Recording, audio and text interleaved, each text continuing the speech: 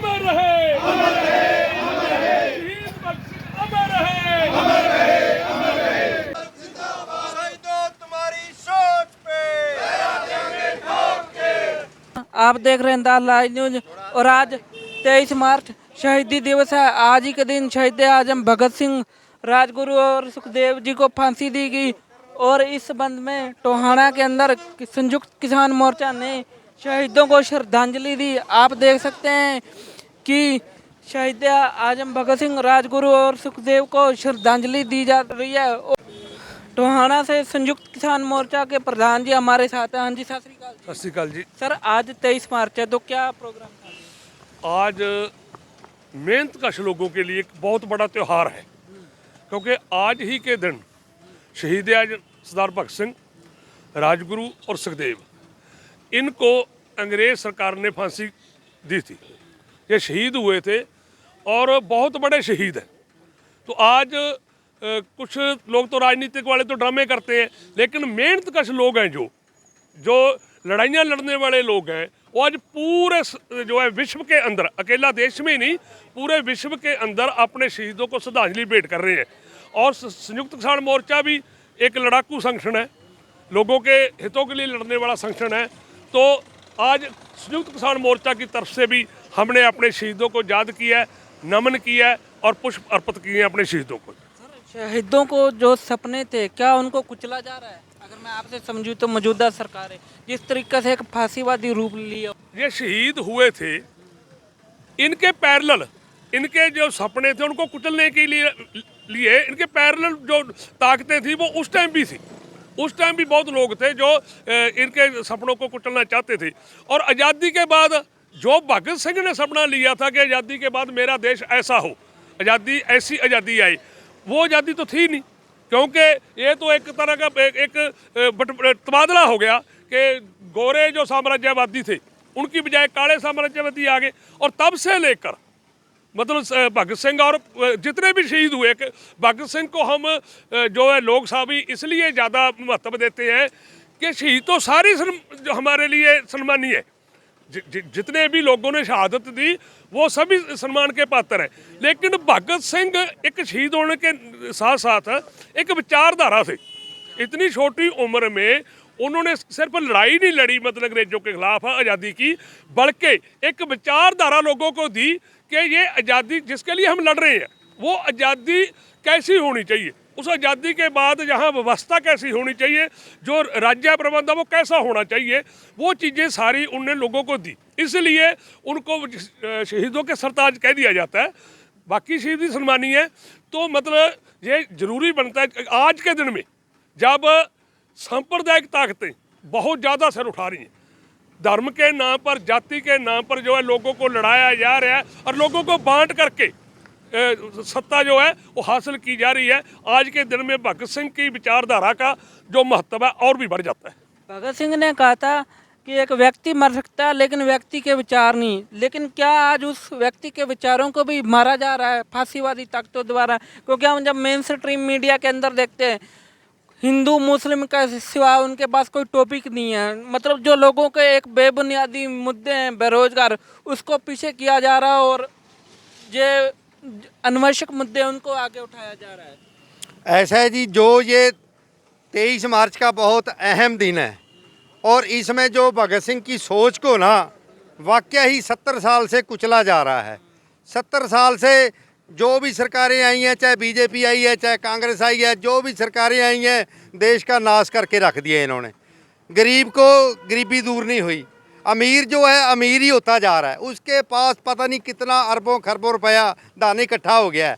और इकट्ठा किन्होंने किया है? पूंजीपतियों ने इन अमाउंट को इकट्ठा करके अपने खजानों में भर लिया है। और सरकारों का भी यही काम है। लेकिन जो भगत सिंह की सोच के ऊपर ये नारा देते हैं लेकिन उस सोच को निभाते नहीं हैं। तो उस सोच को बरकरार रखने के लिए हमारा जो संगठन बना है किसान मोर्चा, किसान मोर्चा ने पीछे 13-14 महीनों में बहुत कुछ कार्य किए हैं, सरकार को हिलाकर रख दिया है। और किसान मोर्चे ने ऐसे कार्य किए हैं हमारे हिंदुस्तान में कि विदेशों वाले भी इसकी सराहना करते हैं किसान मोर्चे की। जो दबे कुचले लोग थे उनकी हिमायत की है, उनके साथ खड़े हुए हैं और उनके साथ जो मिसबिहेव हो रहा था उसको अच्छा कार्य करने के लिए उनके साथ कंधे से कंधा लगाकर खड़े हैं। और उसमें हमारे जो रिटायर कर्मचारी संघ टोहाना का ब्लॉक प्रधान होने के नाते मैं ये मैसेज भी देना चाहता हूँ कि 23 मार्च को शहीदी दिवस पर शहीद भगत सिंह, राजगुरु सुखदेव जी के सपनों को साकार करें और उनकी सोच को पहरा दें, और ताकि हम इन लोगों के खिलाफ कार्रवाई कर सकें जो लोग गरीबों को मतलब कुचल रहे हैं और उनकी समस्याओं का समाधान नहीं कर रहे। आज हम यहाँ इस 23 मार्च को प्रण करते हैं कि हम दबे कुचले लोगों की सहायता करेंगे। धन्यवाद। सर एक बात बताइए, अभी किसान आंदोलन सुनने में आ रहा है कि दोबारा भी शुरू होगा, जैसे जीएसटी है, जीएसटी एक एक्स्ट्रा बर्डन है, इसको लेकर आप क्या कहेंगे? पहली बात तो ये है कि आंदोलन, किसान आंदोलन अभी समाप्त हुआ ही नहीं। जब हम 9 दिसंबर को वहाँ से मतलब उठे थे दिल्ली से, तो हमारी लीडरशिप ने ये कहा था कि हम इसको सस्पेंड कर रहे हैं, वापस नहीं लिया था, सस्पेंड किया था। तो जाहिर सी बात है जब सस्पेंड किया तो उसको किसी टाइम भी दोबारा शुरू किया जा सकता है। और जो समझौता किया था सरकार ने उस टाइम संयुक्त मोर्चा के साथ, एमएसपी की गारंटी के लिए कमेटी बनाना, जो केस थे झूठे केस बनाए वापस लेना, और इसी तरह जो शहीद हुए थे किसान 750 के करीब उनको मुआवजा देना, लखीमपुर खीरी में जो है वो जो अजय मिश्रा टेनी है उसको बर्खास्त करना, वो कोई मांग सरकार ने नहीं मानी। जैसे आपने जीएसटी की बात करी, जब से ये सरकार आई है मतलब लोगों को लूटने के सिवाय सरकार ने कोई काम नहीं किया। टैक्स तो पहले भी बहुत थे, आप सुबह जब उठते हैं जो आप पहली चीज प्रयोग करते हैं उससे टैक्स शुरू हो जाता है, और आपके सोने तक का जिसके ऊपर सोते हो आप, बेड हो, आपका गद्दा हो, सभी के ऊपर टैक्स है। तो ये जीएसटी जब कांग्रेस सरकार लेना चाहती थी उनका स्लैब कम था, ये उस टाइम शोर करते थे, क्यों मतलब था लोगों को बरगलाना। तो जब ये खुद सत्ता में आए तो ये 28% का तो स्लैब है ही नहीं था, वो 28% भी लगाया उन्होंने। तो इन सारी चीज, क्योंकि किसान मोर्चे ने के बाद कही थी कि ये हमारी लड़ाई पहली तो कानूनों के खिलाफ है, उसके बाद भी हम लड़ाई बंद नहीं करेंगे, क्योंकि रन महंगाई की बात है, टैक्सों की बात है, डीजल पेट्रोल के रेट की बात है, जो है किसानों की जो फसलें हैं उनको खरीदने की बात है। इन चीज़ों के ऊपर लड़ाई चलती रहेगी और लड़ रहे हैं, हम लड़ते रहेंगे। सर मुझे आप एक बात बताइए, आप भी एक किसान नेता हो, आप कांग्रेस, बीजेपी या अन्य पार्टी, इनमें क्या फ़र्क समझते हैं?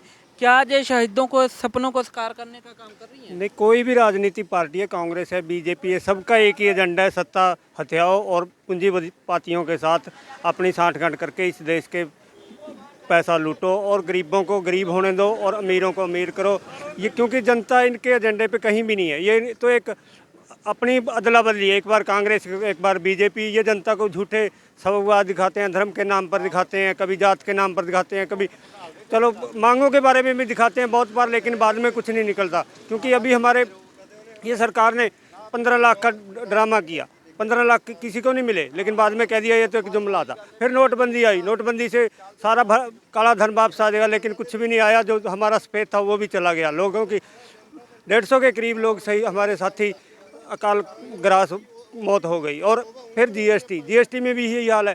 जीएसटी में आम आदमी को क्या फ़र्क पड़ा? कुछ नहीं पड़ा। महंगाई, सिर्फ इससे महंगाई बढ़ी और सरकार के खजाने में पैसा कम हुआ, जबकि या तो इन्होंने इसलिए लेकर आए थे कि ज़्यादा आएगा, लेकिन कम आया। और अब ये किसान आंदोलन में इससे कह रहे हैं कि तरक्की होगी। देश की तरक्की कैसे होगी जब किसी की ज़मीन पर, किसी चीज़ पर आप दूसरा आदमी कब्जा कर लेगा, तो वो आदमी कैसे तरक्की करेगा? आप समझो, सरकार सिर्फ ड्रामे करती है। ये धर्म के नाम पर, जात के नाम पर लड़ाकर राज करना चाहती है और इस देश को 2 भागों में बांटना चाहती है। इसको भारत और इंडिया के नाम पर बांटना चाहती है, क्योंकि अमीर लोग इंडिया में के नाम पे आएंगे और गरीब लोग भारत के खाते में डाले जाएंगे। सर अगर हमें शहीदों के सपने को साकार करना है तो हमें क्या क्या करना होगा? अगर मैं आपसे समझूं तो हमें कैसा राष्ट्र का निर्माण करना होगा? हमने अच्छे प्रतिनिधि चुनने पड़ेंगे। और ये सरकार का तो आपने पता, कांग्रेस हो या वो भाजपा हो, ये तो एक ही थैली के चट्टे बट्टे हैं। और किसान मजदूरों ने और इसने एक लड़ाई और लड़नी पड़ेगी। भगत सिंह और ने कहा था कि भाई ये आज़ादी कुछ लोगों के लिए, लेकिन एक और लड़ाई लड़नी पड़ेगी तो हमने ये एक लड़ाई लड़नी पड़ेगी, तो इसलिए तो हमारे भगत सिंह और के राजगुरु सुखदेव और के सपने साकार हो सकते हैं। सर एक और बात बताइए, आप जब किसानों का आंदोलन चल रहा है, लेकिन इसके बावजूद भी हम देख रहे हैं कि 4 राज्यों में बीजेपी दोबारा आ चुकी है और कांग्रेस जो एक राज्य में थी वो चली गई, तो क्या आप अपनी आवाज़ जनता तक, किसानों तक पहुंचा नहीं पा रही हैं? ऐसा है कि हमारे कुछ साथी जो है वो चुनाव प्रक्रिया में चले गए थे, क्या वो सही था या गलत? नहीं मैं उसी पर आ रहा हूँ ना कि हमारे कुछ साथी चुनाव प्रक्रिया में चले गए थे, लेकिन हमारी जो बड़ी जो संगठन थे किसानों के, क्योंकि जो संयुक्त मोर्चा है वो 472 के करीब संगठनों का एक सुमेल है, 472 यूनियन है उसमें कुछ लोगों ने जो है वहाँ जाने का फैसला कर लिया, लेकिन संयुक्त मोर्चा ने उनका बाईकाट कर दिया, उनको मोर्चे से बाहर निकाल दिया। क्यों? क्योंकि हम ये बड़ी बात समझते हैं कि ये जो प्रणाली है चुनाव की, इससे लोगों का बड़ा होने वाला नहीं है। एक चोर हट जाएगा, दूसरा चोर आ जाएगा, दूसरा चोर हट जाएगा। और कई जगह तो पंजाब में देखा कांग्रेस और अकाली मिलकर भी जो है चुनाव लड़ते रहे। हमारा विश्वास ये है कि लोगों को विचारधारा के तौर पर परिपक्व होना पड़ेगा। ये जो पार्टियां हैं, जो रवायती पार्टियां जिनको परंपरागत पार्टियां बोलते हैं, ये परंपरागत पार्टियों से कुछ नहीं निकलने वाला।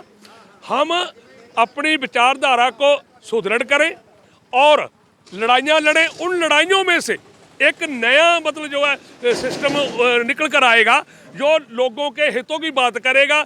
उस टाइम जो है वोट देने का फायदा है। अब तो वोट देना मजबूरियाँ दो तो भी वो जीत जाते हैं, ना दो तो भी जीत जाते हैं। जीतना लुटेरों में से एक नहीं है। तो सर किसानों को लेकर आप थोड़ा सा बता दीजिए कि आगामी मांगे क्या हैं और प्रोग्राम क्या है? देखो अभी तो जो फिलहाल है, जहां हम 9 दिसंबर को खड़े थे, सरकार ने वहीं खड़े कर दिए। अभी तो जो हमने 21 तारीख को पूरा भारत के अंदर प्रदर्शन किए और ज्ञापन दिए महामहिम राष्ट्रपति के नाम। उसमें यही था कि जो हमारे साथ रिटर्न में समझौता हुआ था सरकार का, वो मांगे लागू करें। अभी एक तो उसकी लड़ाई है और उसके बाद अब सीजन आने वाला एसडीएम को हम कह के आए हैं, अब गेहूं की खरीद होनी है। मंडियों में अभी एक लेटर जारी हुआ है कि जो एक साइलो है अडानी का डांड के अंदर, तो वहाँ एक चिट्ठी जारी कर दी गई है। जितनी भी परचेज एजेंसी है, एफसीआई है, ये अपनी वेयर हाउसिंग कॉरपोरेशन है, इनको ये कह दिया गया है कि आपको एक भी थैला जो है बारदाने का नहीं दिया जाएगा। आपने सीधा किसानों से परचेज करके सीधे जो है अडानी के साइलों में गेहूं भेजनी है। मतलब वही कानून दोबारा फिर से लाए जा रहे हैं, एक नया उसको दूसरे तरीके से लागू कर रहे हैं। यानी कि सीधा डाका मारना चाहते थे, डाका वो नहीं मार सके, अब वो पीछे से जेब काट तय सजग है। तो लड़ाई अब एक नया इन्होंने किया है कि जो भाखड़ा है, भाखड़ा पंजाब हरियाणा का, वहाँ जो है मैनेजमेंट में पंजाब और हरियाणा का वर्चस्व था। इन्होंने पानी को अपने तरीके से अडानी अबानी को देने के लिए पंजाब और हरियाणा के जो ऑफिसर थे वो निकाल करके अपने प्रतिनिधि है जो भाखड़ा मैनेजमेंट में लेकर बैठा दिए। उसके खिलाफ लड़ाई हम 25 तारीख को हरियाणा की और पंजाब की सभी जो संगठन है वो राज्यपाल को ज्ञापन देने के लिए चंडीगढ़ जा रहे हैं, जो भाखड़ा डैम के ऊपर कब्जा करने की इन्होंने बात की है। लड़ाई लड़ेंगे, आखिरी दम तक लड़ेंगे। तो जैसे संयुक्त किसान मोर्चा के टोहाना से प्रतिनिधि, आप देख रहे थे द लाइव न्यूज।